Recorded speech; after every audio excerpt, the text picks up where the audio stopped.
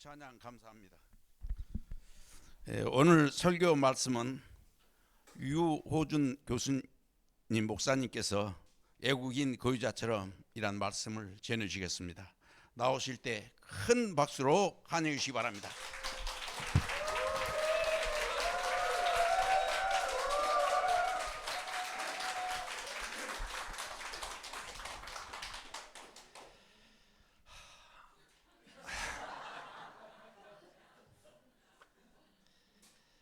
자, 이 시간은 우리가 하나님의 말씀을 듣는 시간입니다. 우리가 하나님 앞에 경건하게 주의 말씀을 듣는 시간 갖도록 하겠습니다. 저 뒤에 들리죠? 예. 오늘 여러분과 제가 읽은 하나님의 말씀은 요한복음 17장에서 읽었습니다. 요한복음 17장 앞에는 16장이 있습니다. 16장 앞에는 15장이 있고요. 15장 앞에는 14장이 있습니다. 아마 성경을 읽어보신 분은 아시겠지만은 요한복음 14장, 15장, 16장은 예수님의 고별 설교문입니다. 고별 설교문. 이 세상을 떠나시기에 앞서서 제자들을 불러 모으시고 마지막 설교를 하신 설교의 본문이 요한복음 14장, 15장, 16장에 있습니다. 누군가 헤어지게 되어서 마지막으로 그들을 위해서 설교를 한다면 그 설교는 그 무게가 굉장히 무거울 것입니다. 그리고 그들을 위한 설교이기 때문에 그들에게 꼭 필요한 말씀이었음에 틀림이 없을 것이에요. 제일 먼저 나오는 것이 너희는 마음에 근심하지 말라. 하나님을 믿으니 또 나를 믿으라. 내 아버지 집에는 거할 곳이 많도다. 내가 너희를 위하여 거처를 예비하러 가노라 하는 말로 고별 설교가 시작이 되었습니다. 그리고 조금 있다가 내가 너희를 위하여서 대신 내가 떠나지만은 너희를 위하여서 대신 보혜사를 보낼 것이다 하는 말을 해요. 보혜사. 이 보혜사라는 말은 달리 말해서 이야기하면 후견인을 내가 보내줄 것이다 하는 뜻이에요. 후견인. 우리가 보혜사라는 말 자체가 굉장히 어려운 말이지만 하지만은 영어로 어떤 때는 comforter, 즉 위로자 이렇게 번역을 하지만은 내용상을 보면 내가 너희를 고아처럼 내버려 두지 아니하고 하는 내용이 있어요. 고아처럼 내버려 두지 않고 너희를 위하여서 누군가가 후견인이 될 것이다. 이것이 성령님이란 뜻이에요. 왜 고아라는 말을 썼을까? 구약 성경을 읽어보면 참 힘들고 어렵게 산 사람들 네 부류가 있습니다. 항상. 제일 먼저는 가난한 사람들. 돈이 없으면 너무 힘들어요. 돈이 없으면 사람들의 멸시를 당해요. 구약 성경 가운데 그런 사람들, 가난한 사람들. 두 번째는 고아. 고아라는 말은 아버지가 없는 자라는 뜻입니다. 그리고 세 번째는 과부. 이 과부는 강남에 돈 많은 과부가 아니라 남편이 없어서 억울한 일을 당하고 누가 든든히 뒷바라지를 해줄 수 없는 여인. 고대에는 전쟁이 많이 일어나서 남자들이 전쟁에 나가서 많이 죽고 하다 보니까는 고아와 과부들이 많게 되었어요. 그리고 고아와 과부들이 많으니까 그 사회에서 가장 착취하기 제일 쉬운 대상들이 고아와 과부들이었어요. 네 번째가 나그네라고 불렸던. 오늘 설교에도 나오지만 이 나그네는 그냥 옛날 우리 시대에 김삿갓과 같은 풍류 시인이 아니라 그 땅에 영주권이 없는 사람들, 그 땅에 시민권이 없는 사람들, 일시 체류자들, 그러니 그 땅에서 생업을 갖기가 참 어려운 사람들, 한국 사회 지금 시급이 얼마입니까? 10,000원 채 안 되지요. 그런데 이 사람들, 나그네들은 한 5,000원만 줘도 4,000원만 줘도 이런 사람들이에요. 그래 굉장히 힘든 사람들이에요. 네 부류. 어디라고요? 누구라고요? 가난한 사람. 두 번째 고아, 과부, 나그네, 외국인 거주자들. 그러니 이런 사람들이 억울한 일을 당할 때가 너무 많았습니다. 여러분 억울한 일을 당하면 어디에 갑니까? 법정에 가야 하지 않겠어요? 그런데 법정에 가보니까는 고대에도 판사, 검사, 변호사가 짜고 치는 고스톱을 하더라 이거예요. 백이 없으니까는, 힘이 없으니까는 억울한 일을 당하는 이 네 부류의 사람들은 최후의 법정에 가서 정의로운 재판을 받아야 되는데 정의가 그들에게 실현되지 않는 억울한 일을 너무너무 많이 당해요. 그러면 그들은 집에 돌아와서 우는 것밖에 없지요. 어디를 향해서 울겠어요? 하늘을 향해서 울지요. 그래서 구약성경에는 하나님께서 영원히 내가 이 네 부류의 사람들, 이 사람들의 편이 될 것이다 하는 말이에요. 가난한 사람들, 돈 없다고 멸시받는 사람들, 좀 가졌다고 해서 득세하고 세를 부리고 거만하게 구는 사람들 말고 가난한 사람들, 그리고 아버지가 없어서 남편이 없어서 즉 뒤에 든든한 후견인이 없는 사람들, 나그네도 마찬가지예요. 그래서 예수님께서 이 제자들에게 마지막 설교를 하면서 내가 너희들을 고아처럼 내버려 두지 않겠다라고 이야기했을 때는 내가 너희들에게 든든한 후견인을 보내줄 것이다. 누구라고요? 성령이란 뜻이에요. 성령의 원래 뜻이 그것입니다. 성령의 원래의 의미가 그것입니다. 성령이 누구시냐라고 누구가 물어본다면 걱정하지 마세요. 이 세상 사는 날 동안에 든든한 버팀목이 되고 든든한 후견인 노릇을 할 수 있는 분이 누구라고요? 성령님이시다. 그렇기 때문에 여러분과 내가 이런저런 일들을 당하고 고난을 당하고 힘든 일을 당하고 어려운 일을 당할 때마다 우리가 든든하게 기도할 수 있는 누구요? 성령님께 그렇게 기도하는 거예요. 그래서 성령님은 저 오순절 교회에 전매 특허 방방 뜨는 분이 아니에요. 성령님이 이런 분이에요. 이렇게 성령님에 대해서 또 예수님께서 이야기를 해 주셨습니다. 그 다음에 또 이야기하기를 나는 포도나무요 너희는 가지니 가지가 포도나무에 붙어 있어야 하지 않겠느냐 하는 말을 하십니다. 그건 다른 말이 아니라 너희가 내 안에 거하게 되면 너희가 열매를 얻지만은 나를 떠나서는 열매를 맺지 못한다 하는 유명한 말씀을 15장에서 그렇게 하셔요. 그리고 또 다시 성령에 관한 이야기를 16장에 가서 또 이야기를 합니다. 성령께서 오시면 너희들에게 진리를 알려주고 그리고 기억나게 할 것이고 내가 평소에 가르쳤던 모든 진리의 말씀들을 성령께서 너희로 하여금 깨닫게 하여 주시고 이해하게 해 주시고 기억나게 할 것이다 라고 얘기해요. 그러니 성령의 역할을 또 이야기합니다. 우리가 어려운 일 저런 일을 당할 때마다 하나님의 말씀을 기억나게 하시는 분이 누구라고요? 성령님이시다 그렇게 얘기하는 거예요.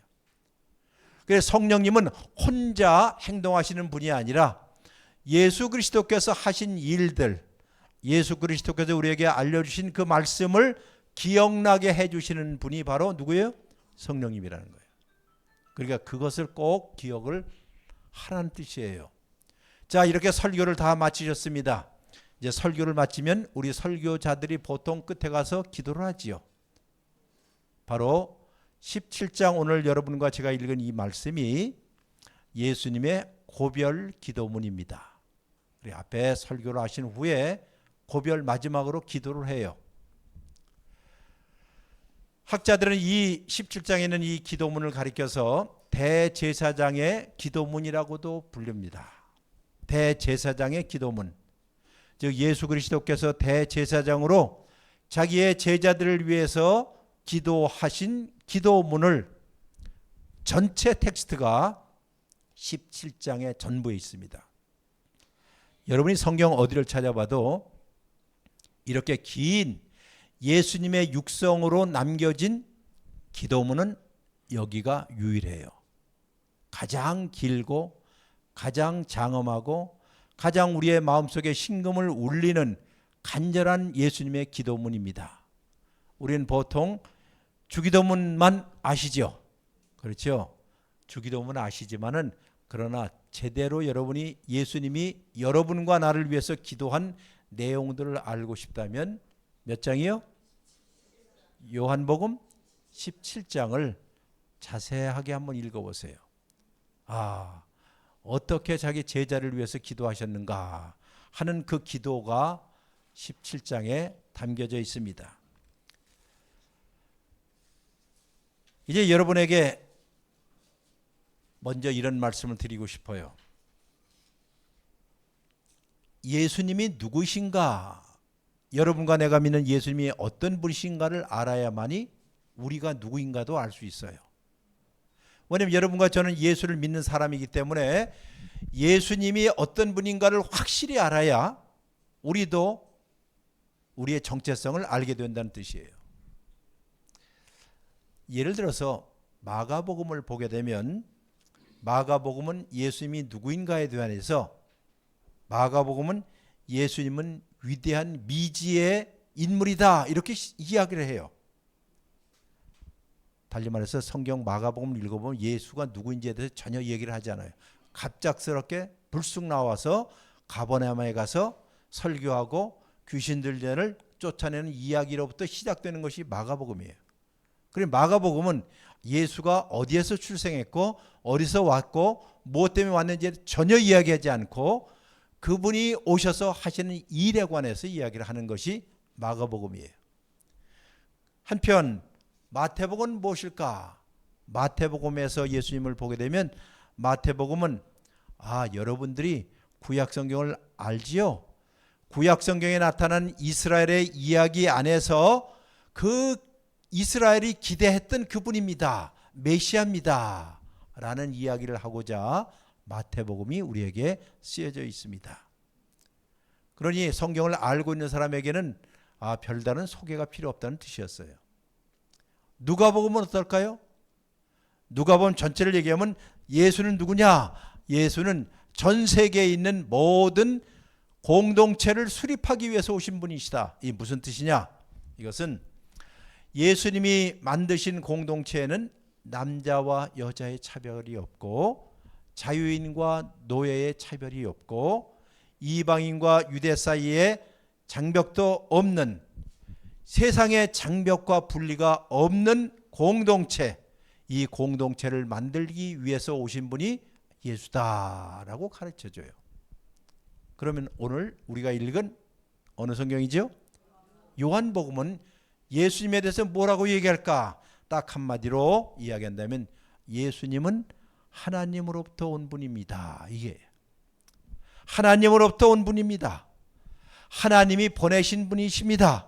이렇게 이야기를 해요. 이 사실을 여러분과 제가 확실하게 붙잡지 않으면 달리 말해서 예수님의 정체성이 무엇인가, 즉 하나님으로부터 오신 분이고 하나님이 보내신 분이시다 하는 것을 확실히 붙잡지 않으면 예수님이 누군지 모른다 그 뜻이에요. 자, 이것을 보면 예수님은 하나님이 보내신 분이시. 달리 말해서 예수님은 하나님이 우리에게 보낸 우편 배달부가 아니란 뜻이에요. 하나님은 언제라도 바뀔 수 있는 우편 배달부가 아닙니다. 예수님은 바울이나 모세나 와 같은 메신저 역할을 한 사람이 아니라 예수님 자신이 메시지란 뜻이에요. 예수님 자신이 메시지란 뜻이에요. 설명하자면 모세나 바울이 어쩌다가 일찍 죽게 된다면 그들이 하는 일들을 다른 사람이 할 수가 있지만은 그러나 예수님의 경우는 그럴 수가 없다는 뜻입니다. 하나님은 인류에게 메시지를 보내기 위해서 예수를 보낸 것이 아니라, 즉 인류에게 하나님이 자기의 이야기를 하고자 메시지를 보내기 위해서 메신저로 보내신 분이 예수님이 아니라 하나님이 보내신 메시지 자체가 누구예요? 예수님이라는 뜻이에요. 그러니까 예수님 자신이 하나님의 메시지라는 뜻이에요. 따라서 예수님은 하나님이 이 세상을 향하여서 하시고자 하시는 메시지 그 자체였기 때문에 그분의 삶과 그분의 죽으심과 그분의 부활 전체에 대해서 여러분과 제가 깊이 이해를 해야만이 내가 예수를 믿는 사람이구나 하는 것을 확실하게 알게 된다는 것입니다. 예수님은 메시지 자체예요. 예수님은 진리를 전달하신 분이 아닙니다. 예수님은 진리 자체예요. 예수님은 하늘로부터 오는 떡을 주시는 분이 아니라 떡 자체란 뜻이에요. 예수님은 우리에게 생명을 주시는 분이 아니라 예수님 자신이 무엇이다? 생명이시다 하는 것을 강하게 가르쳐주는 메시지가 요한복음입니다. 그렇다면 여러분과 저는 누구일까요? 하는 생각을 해야 할까요? 예수 믿는 사람으로. 예수님께서 자기가 누구인지에 대해서 이야기한 후에, 즉 내가 하나님으로부터 왔다는 말씀을 하신 후에 예수님은 우리에게 여러분과 제가 누구인지에 대해서 이렇게 얘기했습니다. 오늘 읽은 말씀 한 구절 보겠습니다. 17장 18절 시작.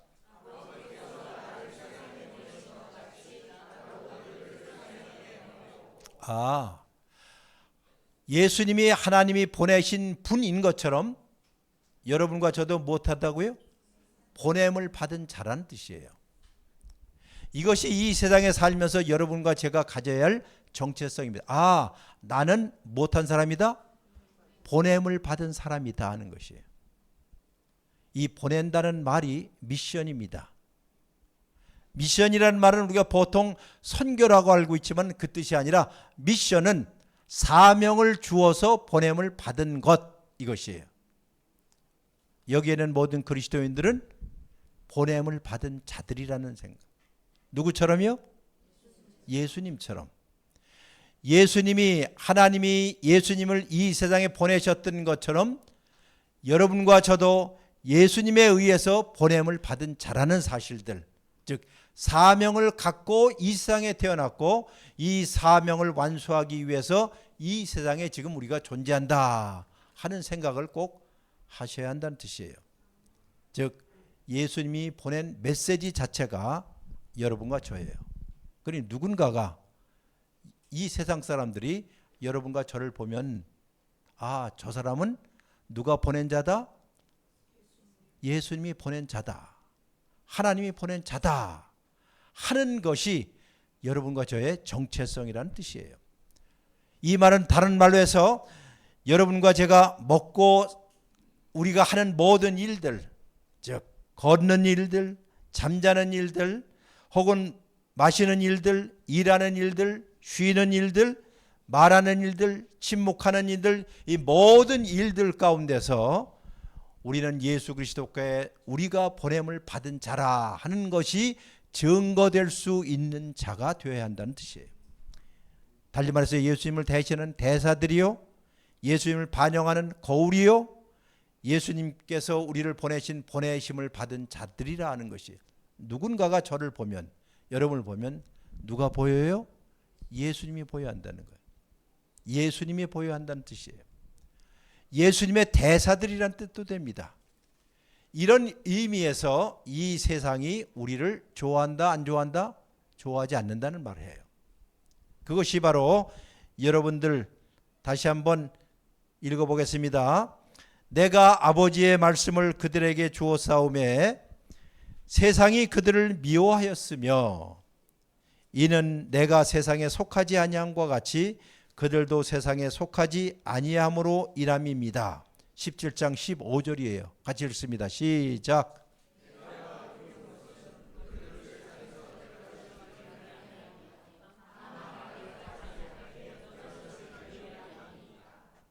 예, 세상이 예수님을 미워했던 것처럼 세상이 누구를 미워한다고요? 여러분과 저를 미워할 것이다. 세상에 의해서 미워함을 받지 않는다고 한다면 여러분과 저는 예수님에 의해서 보냄을 받은 자가 아니라는 것이에요. 이게 매우 충격적인 이야기 아니겠어요? 세상이 여러분을 미워하지 아니하면, 세상이 여러분과 저를 미워하지 아니하면 예수님과 관계가 없는 사람이다 하는 거예요. 이 말씀을 지금 예수님께서 마지막 기도문 가운데 하셨다는 사실들이에요. 고별 기도문 가운데. 자, 그러면서 하시는 말씀, 내가 이제 나는 하늘나라로 갑니다. 그러나 이 세상에 남겨두고 가는 내 제자들을 위해서 내가 기도하오니 이 제자들이 잘 보존되기를 기도합니다. 예수님께서 이 세상을 떠나면서 마지막 드렸던 이 기도문에 두 가지가 있습니다. 기도문에 두 가지, 제자들을 위한 기도에 두 가지. 첫 번째는 하나님 우리가, 예수님이 얘기해요. 하나님 우리가 저 위에서 하나가 되었던 것처럼, 무엇이 되었던 것처럼요? 누구하고 누구하고요? 여기 좀 어려운 신학 공부를 여러분이 좀 알려드릴 테니까요. 하나님은 몇 분이시죠? 뜬금없이 하나님 몇 분이시죠? 한 분이요? 확실해요? 그럼 물어보겠습니다.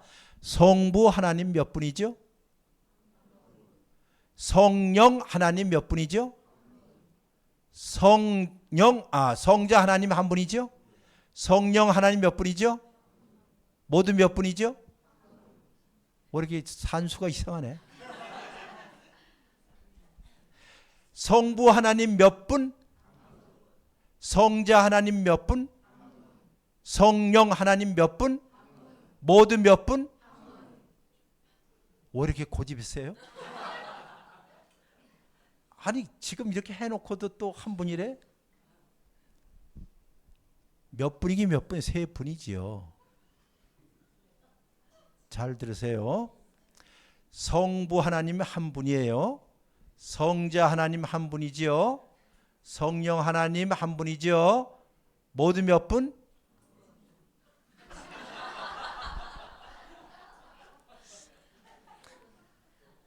그러니 이 생각 좀 머리 좀 바꿔보세요. 다시요.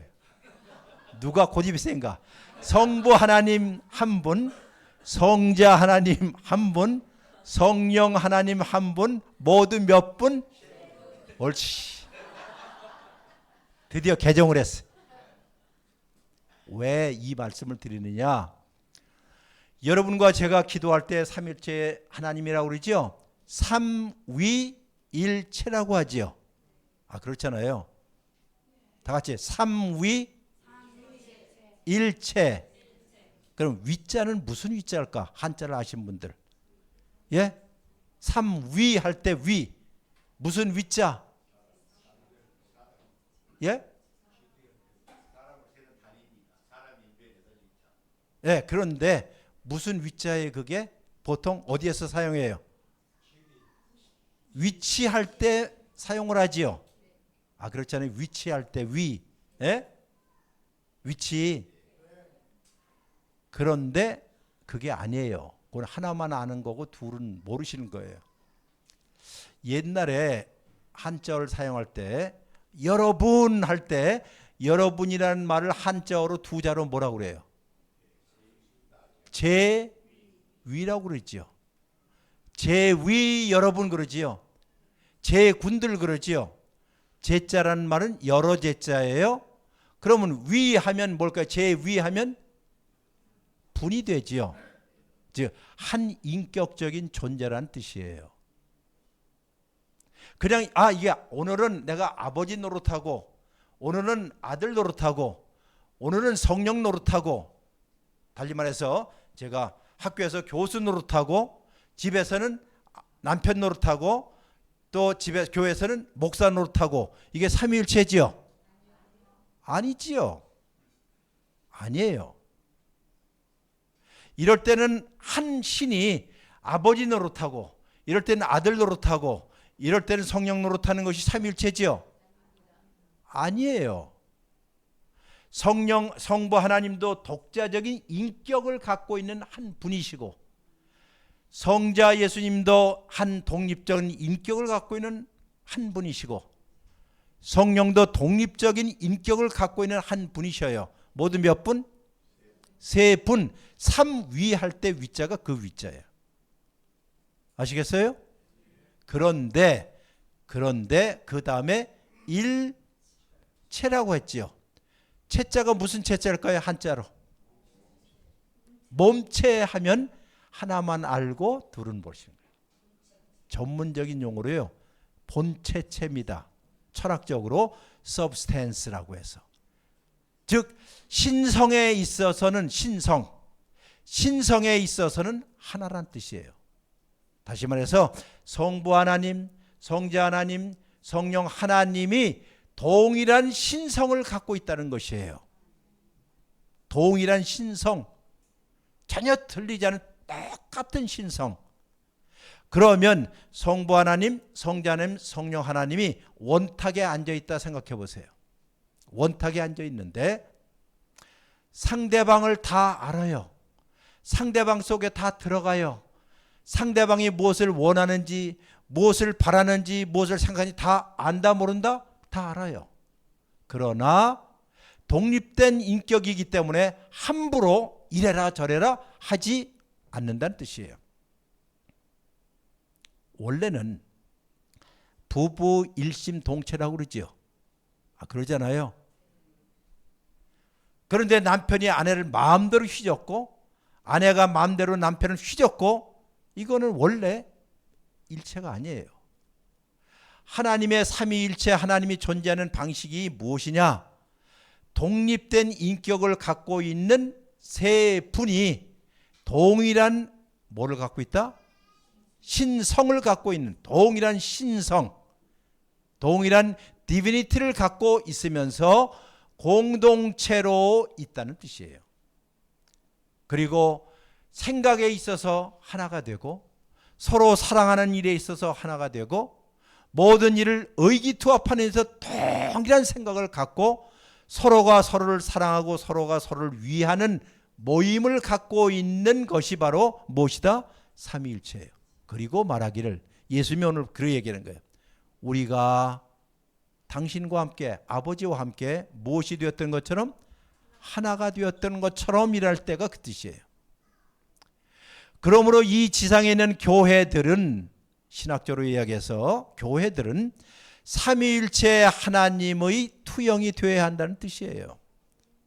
여기 전라도 사람, 경상도 사람, 충청도 사람, 많이 배운 사람, 덜 배운 사람, 나이 든 사람, 적게 나이 든 사람, 남자, 여자 다 다르지요. 다 다르잖아요. 독립된 인격으로 다 있지요. 누구 하나가 함부로 해서는 안 될 고귀한 존재들 아니에요? 내가 목사라고 해서 교회들 마음대로 할 수도 없고 장로라고 해서 누구에게 함부로 할 수 없고 모든 사람이 다 독립된 고귀한 인격체로 다 있어요. 그런데 그들이 그들을 서로 어떻게 해요? 사랑하고 위하고 배려하고 함께 공동체를 이루는 것이 누구를 닮은 것이다? 누구를? 삼위일체 하나님을 닮은 것이라는 것이. 그래서 예수님께서 12 제자를 이 땅에 놓고 떠나시면서 마지막으로 기도했던 기도의 핵심이 무엇이냐? 하나님, 우리가 서로 하나가 되었던 것처럼 여기에 12 제자들이 무엇이 되게 해달라? 하나가 되게 해주세요. 이 하나는 좀 더 어려운 말로 획일성이 아닙니다. 획일성, 다 똑같아야 한다는 뜻이 아니에요. 여기 권사님의 취향과 또 이 비 권사님의 취향과 다 다를 거예요. 그러나 이 모든 다름들이 하나가 되어서 아름다운 유니티를 이룰 수 있도록 해 주십시오 하는 것이에요. 마치 오케스트라에 앵앵거리는 바이올리니스트나 비올라나 혹은 간혹가다 한번 착 치는 심벌스나 모든 사람이 다 역할이 다 다르지만은 아름다운 음악을 아름다운 오케스트라 심포니를 만들어내는 것처럼 교회도 하나님의 사랑의 교회 한 곡을 만들어내는 그와 같다 그 뜻이에요. 그러니 하나님 안에서 하나가 되는 것이 예수님께서 지상교회에 아니 함께 가는 교회에게 남겨준 마지막 유언과 같은 부탁이에요. 못해라 하나가 되라는 거예요. 하나가 되라. 세상에 보면 세상은 그럴 것 말할 것도 없지만 교회도 담들이 많을 때가 있어요. 담들이 많을 때가 있어요. 예수님은 담을 허물기 위해서 오신 분이에요. 이런 말이 있습니다. 마귀의 사탄의 전문 직종이 무엇이냐? 직업이 무엇이냐? 미장이래요. 미장이 뭐 알죠? 뭐 하는 거예요? 담을 쌓는 거예요. 그러나 성령님은 가는 데마다 다리를 놓는 사람이 돼요. 다리를 놓는 사람.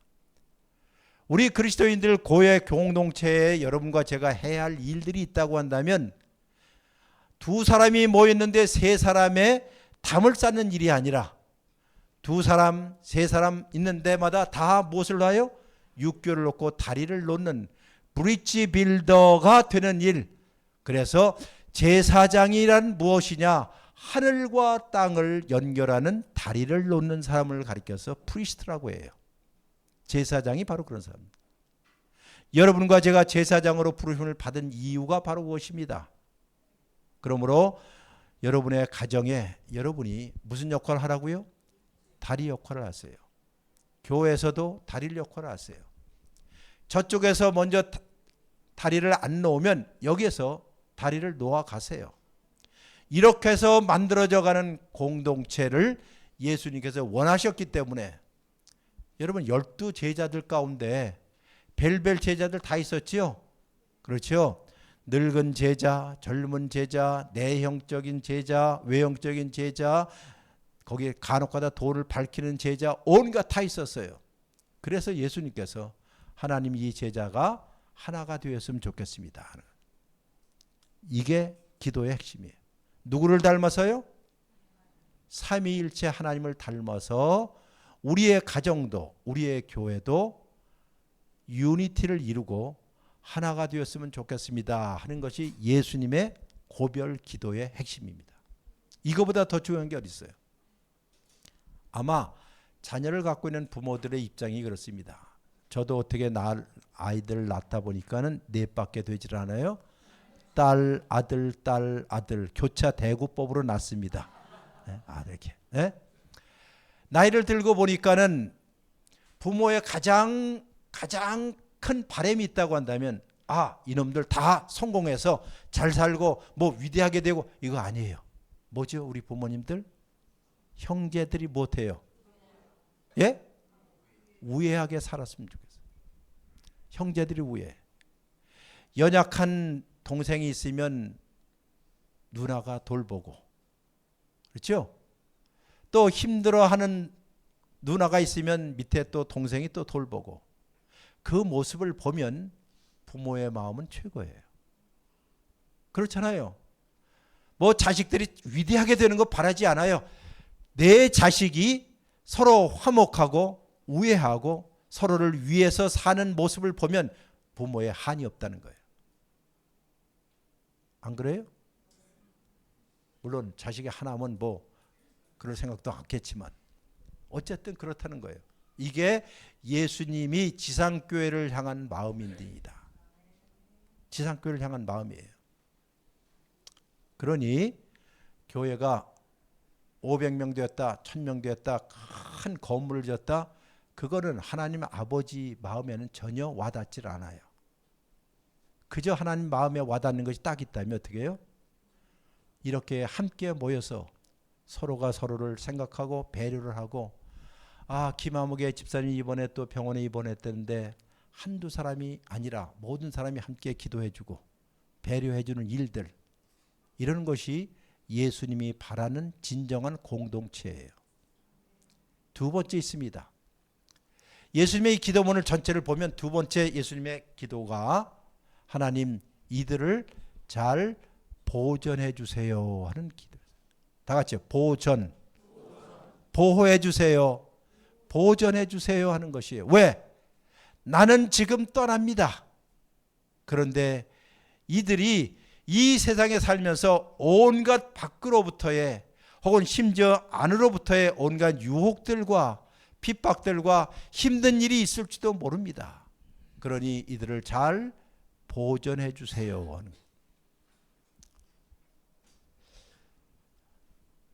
지금으로부터 거의 한 10년 됐나요? 10년이 되었을 때예요. 그때 어저께 이야기했던 저희 큰딸, 큰 사위가 직장을 다니고 아이를 둘을 낳는데 그 당시에 여름에 제가 현역으로 있을 때 즉 학교에서 방학이 되면 짐을 싸들고 방학이 되면 우리 집사람과 함께 비행기를 타고 갔습니다. 이유는 국제 파출부 노릇하기 위해서. 그래서 우리 집사람하고 이제 갑니다. 그러면 공항에서 이제 사유가 그제 얼마 전에 세상 떠는 사유가 큰 아들 이렇게 조그만 아들 또 우리 딸이 두 번째를 데리고 나와서 엄마 아빠를 영접하고 제일 먼저 아유 얼마나 이 애들이 보고 싶었겠어요 하고 손자를 딱 우리에게 주는 거예요. 미국에서 한 아이를 이 데이케어 센터라고 해서 아이 돌봄이 있지요. 거기 보내는데 한 애당 그 당시에 800불이에요. 그러니까 100만 원. 둘은 얼마예요? 200만 원. 그러니까 200만 원 들여서 자기들 직장 갈 때 이른 아침에 맡겨놓고 데이케어 센터에 맡겨놓고 둘이 직장을 가요. 그리고 저녁 때 올 때쯤 다시 픽업을 해서 오는 일들을 반복했던 그런 딸네 집이었습니다. 그러니 할아버지 할머니 온다고 하니까는 겉으로는 손자 얼마나 보고 싶었겠어요 라고 하지만은 속으로는 이 자식들 한 달에 그래도 200만 원 세이브하기 위해서 그때로부터 방학에서 죽을 고생을 하면서 파출부 노릇을 했습니다. 여기 젊은 엄마들 여러분들 젊은 엄마들 잘 생각해요. 애들 여러분의 시어머니가 됐든 시아버지 어머니가 됐든 맡기는 일이요 얼마나 고된 줄이나 알고나 죽을 지경이에요. 말도 못하고. 동의하시는 분이 있으면 오른발을 굴러보세요. 네, 그렇죠. 얼마나 힘든데. 자, 이른 아침에 이제 밥을 해서 보냅니다. 직장 보냅니다. 그리고 저녁 때 올 때쯤 또 밥을 해서 또 받아들이고 하면 저희 집사람은 그냥 파김치가 돼버려요. 둘이 하지만은 남자들은 좀 힘들면 야 할머니한테 가 하고 할머니한테 다 맡기잖아요.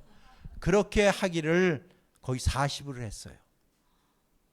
그리고 도저히 안 될 것 같아요. 이제 내일 모레면 이제 한국을 가야 되는데 그래서 좀 화도 나기도 해서 이제 딱 불러다 놓고 사이를 불러다 놓고 야 인마 이제 갈 시간이 이제 3일밖에 안 남았어.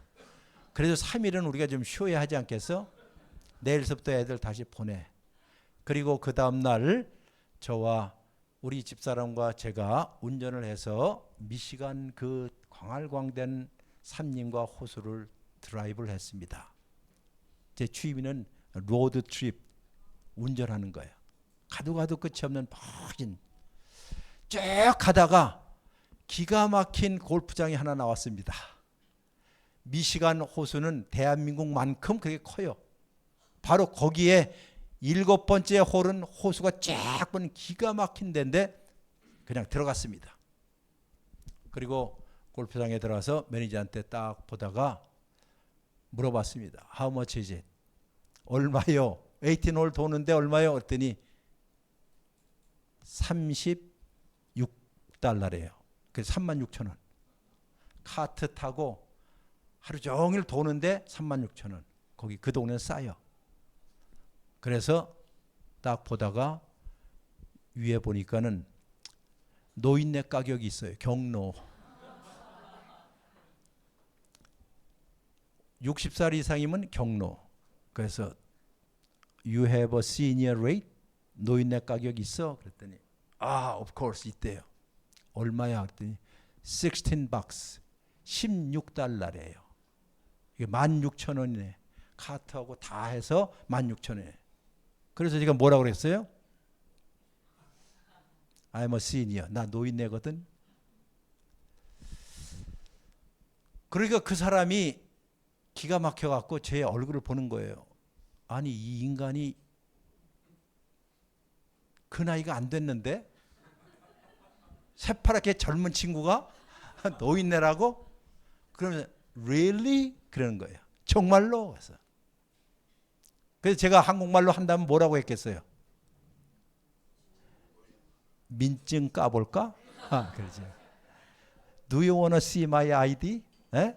민증 까볼까? 그랬더니 no 해요. 그러더니 저기에서 카드 갖다 주면서 저를 보면서 하는 말, 그 말은 지금도 내가 잊어지잖아요.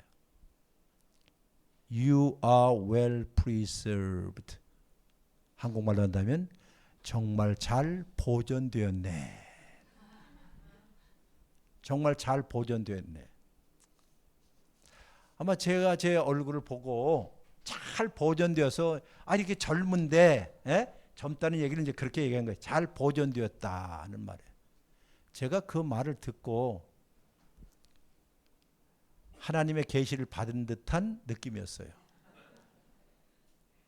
바로 요한복음 17장의 핵심 구절이 바로 뭐요? 보존.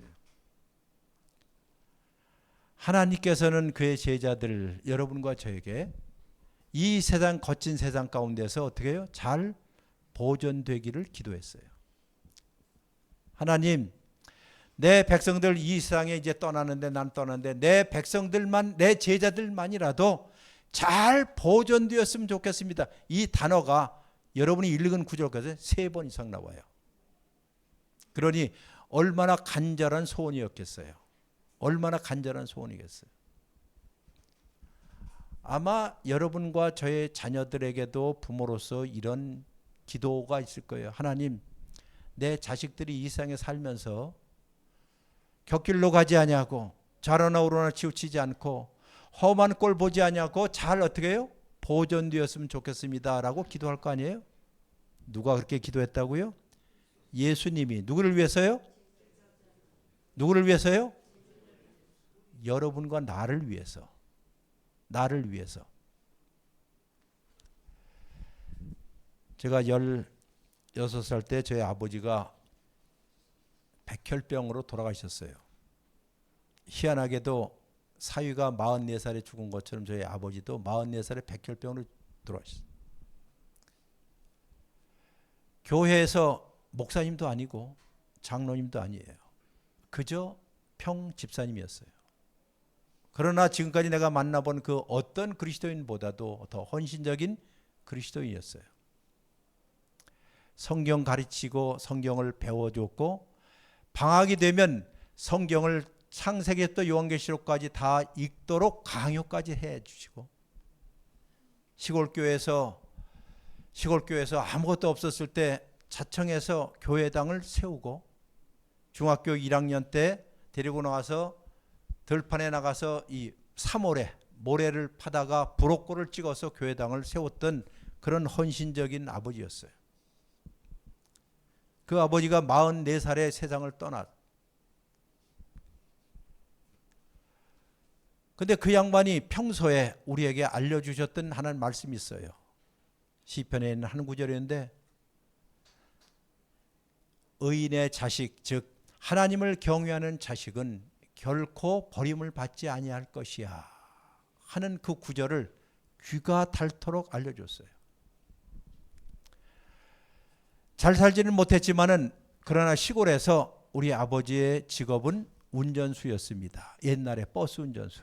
시골 1시간 반마다 오는 버스 운전수. 그런데 정규 운전수가 아니라 스페어 운전수였습니다. 우리 동네에 살고 있던 데는 15, 16, 17, 18, 19호 5대 버스가 서울까지 다니는 시외버스 운전소였는데 다 정규 운전소였고 우리 아버지만은 스페어, 즉 누군가 빠지면. 훗날 우리는 그것이 무엇인지 몰랐습니다. 그러다가 지난 한 7년, 8년 전에 저희 외숙부도 요 근방에 살아요. 외숙부가 그런 말을 해요.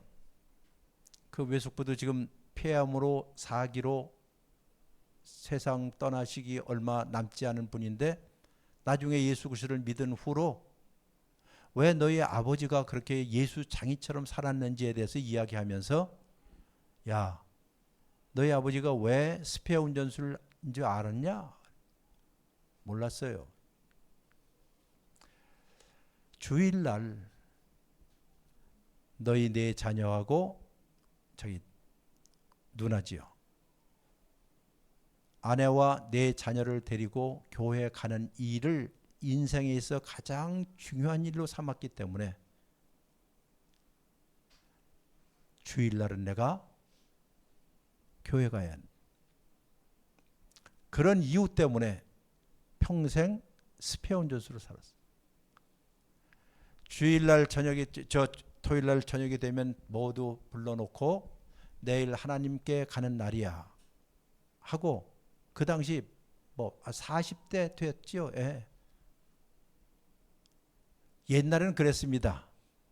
옛날에는 심지어 헌금 자체도 깨끗하게 빳빳하게 다릴 정도로 주일날 먹을 것을 미리 다 준비해 놓고 그리고 1시간 거리 되는 논두렁 밭두렁을 건너서 내 식구들이 교회까지 가는 그 일 딱 한 가지 때문에 그렇게 살았어요. 그리고 어느 날 백혈병에 걸려서 이 병원 저 병원 전전긍긍할 때라도 자녀들에게 이야기했습니다. 너희는 하나님을 모시고 사는 일은 포기하지 말아라. 이 세상에서 가장 중요한 일은 하나님의 보호함을 받는 일이야. 나도 기도해 하나님께서 너희를 보호해 주기를 바란다. 그리고 11월 13일 새벽에 철도 병원에서 세상을 떠났어. 그 어렸을 때 그 광경을 쭉 보면서 하나님의 자녀처럼 사는 일이 결코 쉽지는 않지만은 그러나 그 마음속에 하나님을 모시고 하나님의 보호함을 받고 살겠다는 그런 간절한 기원과 기도가 그나마 그의 자녀, 네 자녀를 이만큼 자라게 하지 않았는가. 어찌하다 보니까 제 4남매 중에서 셋이 목사고 둘이 신학교 교수고 외국 유학을 했고 또 제 여동생은 교회에서 권사로서 얼마나 충성스럽게 봉사하는지 다 우리 아버지의 덕이었어요. 그러나 그 아버지의 덕이 어디서 또 나왔을까? 하나님의 말씀에 대한 자기의 온 집념들, 그리고 이 세상이 아무리 험하고 힘들어도 하나님께서 반드시 너희를 어떻게 해요? 보호해 주실 거야. 마치 예수님께서 그의 제자들 위해서 기도했던 것처럼 하나님, 내 부탁이 있습니다. 여기에 있는 모든 제자들, 여기에 계신 우리 모든 함께 걸어가는 우리 모든 교회 교인들 한 사람도 다치지 않고 마지막 순간까지 잘 걸어가게 해주세요. 또 하나 이야기하자면 제가 44년 전에 미국으로 유학 겸 이민을 갔을 때 영주권을 받았습니다. 영주권을 받아보면서 제가 놀랐어요. 영주권에 이런 말이 있거든요. permanent resident, 영구적으로 resident 하면 거주하는. 그 다음 말이 permanent resident alien. alien이 혹시 뭔지 아세요? 외계인이란 뜻이거든요. 영주한다는 것은 다른 나라에 가서 산다는 것은 그 표시가 resident alien. 여러분 에일리언이라는 영화 보셨죠? 무슨 뜻이에요? 괴물 아니면 외계인이라는 뜻이죠. 근데 성경에서 여러분과 저를 이야기할 때 말하기를 여러분과 저는 외계인이라고 얘기를 해요. 다른 데서 온 사람들이기 때문에 어디서요?